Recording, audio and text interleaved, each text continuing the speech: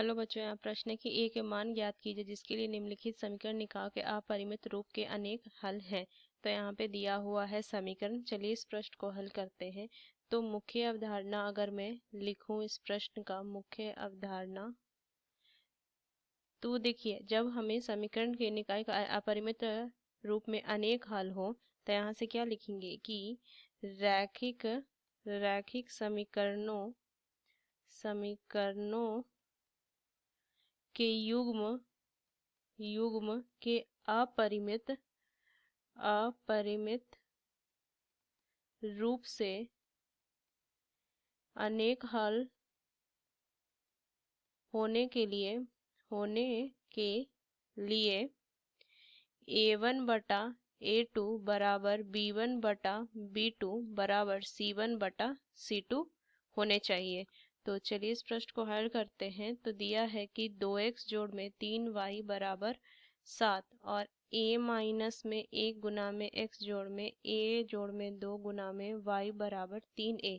तो अगर मैं a देखूं तो यहाँ से क्या हो जाएगा, a का जो a1 का जो मान होगा वो 2 हो जाएगा x के गुणक, और a2 का जो मान होगा वो कितना हो जाएगा a माइनस 1। और अगर मैं देखूं b1 तो ये हो जाएगा 3, और b2 अगर मैं देखूं तो a जोड़ 2 हो जाएगा। और अगर मैं c देखूं तो c यहाँ से मान कितना हो जाएगा, इसको इस तरफ लेके आ जाएंगे तो c1 जो हो जाएगा वो -7 हो जाएगा, और c2 जो हो जाएगा माइनस में 3a हो जाएगा। तो यहाँ से अगर मैं लिखूं कि a1 बटा a2 बराबर b1 बटा b2 बराबर c1 बटा c2, तो इसको मैं क्या लिख सकती हूँ कि 2 बटा, यहाँ से लिखेंगे कि 2 बटा a माइनस 1 बराबर 3 बटा a जोड़ 2 बराबर -7 बटा -3a। तो इसको माइनस माइनस को हटा दीजिए, ये लिख सकते हैं a का मान हमें ज्ञात करना है। तो यहाँ से क्या लिखेंगे कि इन दोनों का मान को हम ले लेते हैं। तो 2 बटा a माइनस 1 बराबर में कितना हो जाएगा 7 बटा में 3a। तो इसको गुना कर दीजिए तो कितना हो जाएगा, यहाँ से 6a हो जाएगा, और ये 7a माइनस में 7 ये लिखेंगे तो 6a माइनस में 7a बराबर में माइनस में 7।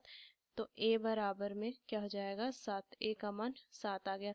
अगर मैं देखूं इस पे भी मान रख के देखती हूँ कि ये भी हमारा बराबर आ रहा है कि नहीं। तो इस तरीके से हम चेक कर सकते हैं कि 2 बटा में a माइनस 1 बराबर में क्या आ जाएगा 3 बटा में a जोड़ 2। तो अगर मैं देखूं तो कितना हो जाएगा 2 बटा में 6 हो जाएगा, और इधर मान कितना हो जाएगा 3 और 7 और 9। तो यहाँ से अगर मैं देखूं तो ये कटेगा कितने बार में 1 बटा 3, और इधर भी 1 बटा 3। मतलब कि जो a का मान आया है वो हमारा सही है 7। तो यहाँ से इसका जो विकल्प जो 7 इसका सही उत्तर हो जाएगा। तो इस मुख्य अवधारणा का इस्तेमाल करके हमने इस प्रश्न को हल किया। आशा करते हैं प्रश्न आपको समझ में आया। धन्यवाद।